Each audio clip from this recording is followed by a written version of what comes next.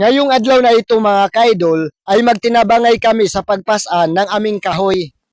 Kaya naman maliit lang yung pinasaan ko dahil baka ako ay mabughat. Kahit na mabigat itong kahoy na aming dinadala ay napaka-enjoy naman talaga. Dahil nagtinabangay kami sa pagpasan ng kahoy na ito. Sa aming pag-abot sa bungtod ay nagpahulay muna kami.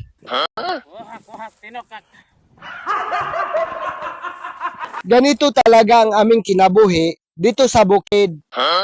Tanan nga pwedeng pagkakitaan ay aming ibabaligya. Nang nakatigom na usab kami sa aming kusog, nagpadayo na usab kami sa aming pagpasan.